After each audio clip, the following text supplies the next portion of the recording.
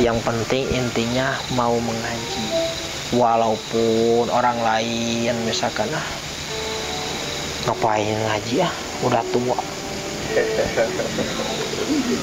malu, kita aja dulu. Karena mengaji itu bukan batasan umur ya Pak Haji. Enggak ada batas umur. Orang di hadisnya aja apa? Utlubul ilma minal mahdi ilal lahdi. Carilah ilmu dari buayan sampai liang lahat. Hadisnya. Baru hadis. Orang kuburan aja masih ngaji. Loh, dari mana? Ditalkin. Iya. Idza jaa malakatani ilaik ya fulan ya fulana was'alkan bertanya kepadamu siapa Tuhanmu. Maka kamu jawab Allah Rabbi, Allah Tuhanku. Jika dia bertanyakan lagi nabimu siapa, jawab Muhammad nabiku. Kan berarti lagi ngajarin orang meninggal. Iya. Udah di liang lahat loh itu. Iya. Makanya kata siapa? Memang yang buat mencari ilmu itu buat anak-anak. Jangan sakit hati jika entar anak sendiri mendebat orang tuanya karena kebodohan orang tuanya nggak tahu agama. Itu aja kuncinya. Jangan sakit hati kalau anaknya mendebat orang tuanya karena kebodohan orang tuanya dalam agama.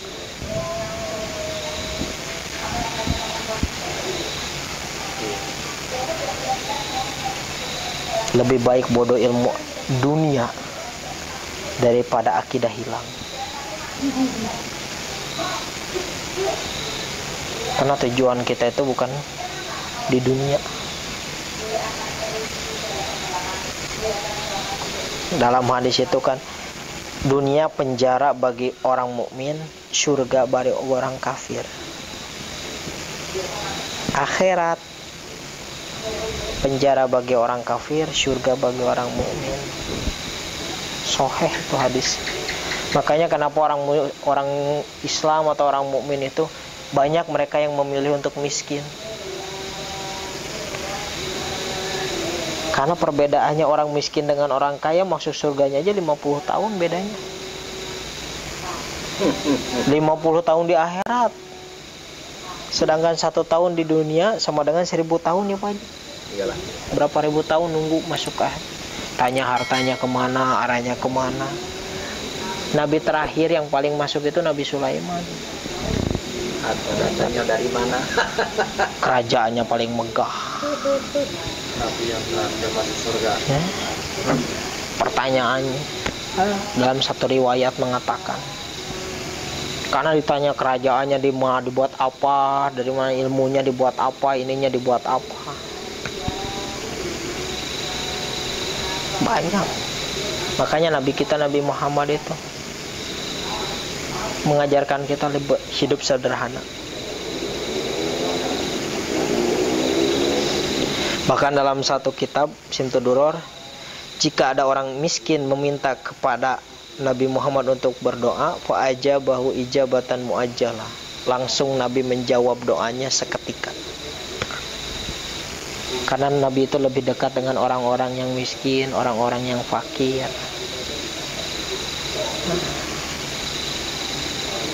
Lah kita mau niru Nabi, mau niru sunnah Nabi, dekat orang miskin aja alergi. Katanya ikut sunnah ya Pak Haji ya? Sunnah dari Hong Kong. Makanya baca sejarah Nabi itu yang lengkap. Ini yang enak-enaknya aja yang diambil. Kacau.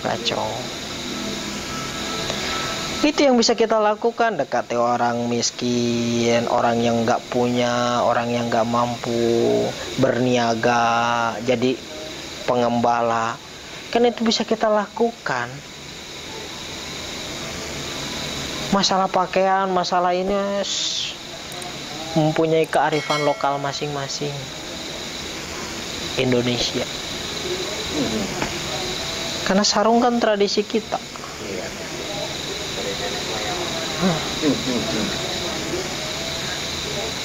Tapi ya dengan inilah kita berbangga. Kenapa? Hubul waton minal iman.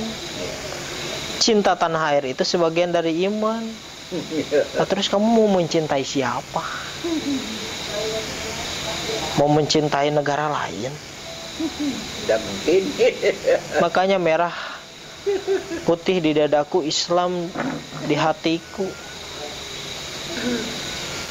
peci di atasku, sarung di bawahku.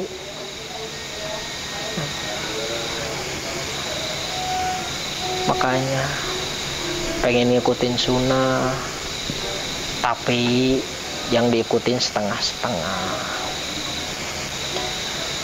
Pengen tahu bahasa Arab, tapi belajarnya setengah-setengah. Yuk kita hijrah. Apa sih yang dimaksud dengan hijrah? Saya ini udah hijrah sekarang.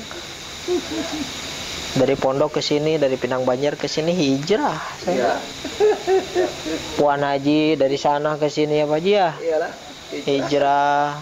Sampean dari Padang, dari Palembang hijrah. Iyalah. Pindah artinya hijrah itu. Iya. Hijrah itu pindah dari kebiasaan-kebiasaan buruk kepada kebiasaan yang baik. Itu mana hijrah itu. Bukan pindah tadinya pakai pakaian terbuka, sekarang mau ditutup semua. Proses. Karena gak mungkin sekaligus kayak gitu, berat. Iyalah. Tadinya pakai pakaian seksi terus pakai cadar langsung. Biasanya nggak pakai kerudung, akhirnya pakai kerudung, pakai cadar ditutupin cuman gini, garuk-garuk kepala karena tadinya rambutnya sering kelihatan. Proses pakaian itu. Salah satunya untuk membiasakan, sering-sering kumpul dengan orang-orang yang berilmu. Karena nggak mungkin kumpul dengan orang yang berilmu pakaiannya seksi. Iyalah. Pakaiannya terbuka. Lah ini, ayo ikut yuk, diajak sama temannya. Ternyata yang diikutin juga salah.